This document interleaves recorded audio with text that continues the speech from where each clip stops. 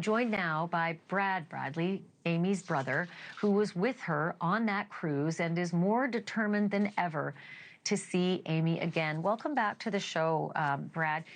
Wanted to ask you about these three particular leads that I just outlined. Has any of them panned out? Well, good evening. Thanks for having me, first of all. Well, I wish I could substantiate all of the claims in that article. I've spoken with Mr. Maglio, the reporter who dropped that article the other day, and myself and my family are, all of us are unaware of who the source is for that information that was provided him. The bar worker, or the young girl who Elizabeth Lewis testified in the grand jury, said Senorita kidnapped that morning in the Viking Lounge, to my knowledge, to my family's knowledge, to our investigators' knowledge, has not come forward. We don't know who she is. We don't know where she is. So that claim, I don't know where that came from. The reporter is not sharing his source with me, which, you know, I can respect, but I can't tell you that we're aware of that particular fact. So that would have been huge news. And when I first read the article, you know, I'm like, you know, oh my God, who knows this, and who is she talking to? So and we've talked to the whole team, our attorneys, our investigators, the producers to the show. I don't know who the guy's source was for that.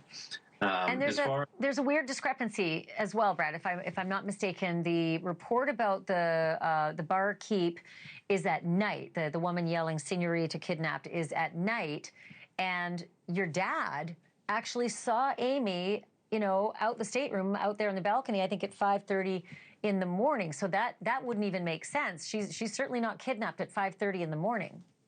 Well, so the three eyewitnesses put Amy in the Viking Lounge with Alistair Douglas sometime between 5:30 and 6 a.m. Lori and Crystal were the two gals out on one of the upper decks who saw Amy in yellow go up the glass elevator to the Viking Lounge just before 6 a.m. And Elizabeth Lewis, who we still cannot locate, is the gal who testified in the grand jury, 25 years ago, that was sitting inside the Viking Lounge early that morning, preparing for her excursion the next day.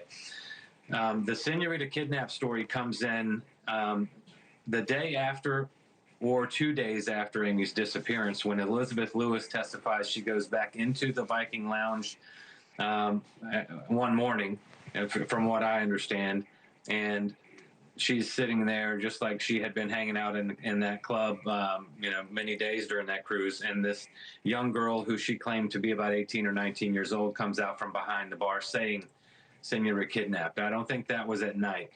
I could be mistaken on sure that was on another morning. So let me ask you this. There is this hit on Amy's missing persons website that came from a boat off of the island of Barbados. And then there's also this tip that Amy possibly has a child. Can you explain any of these and why this is so significant and why they're significant leads?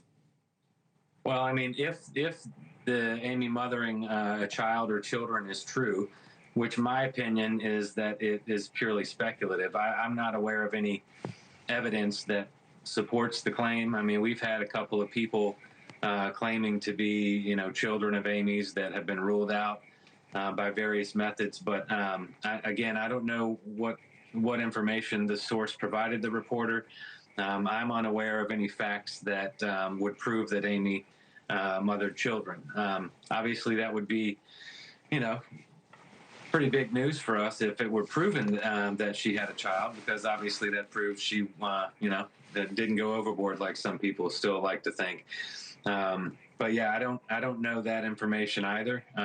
The IP information is the one piece that I can partially corroborate. It's one piece of information that I wish had not been made public.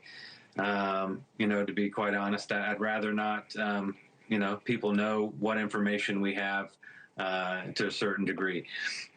So that piece of information is correct, and I'll have to leave that there for now. But we do have some information from the website and the IP addresses, and we're working through those. And We got some upgrades to the website with better capabilities that are coming, and we're working on those as hard as we can. Thank you for watching. Subscribe below and download our NewsNation app right now on your phone, and you will get fact-based, unbiased news for all Americans.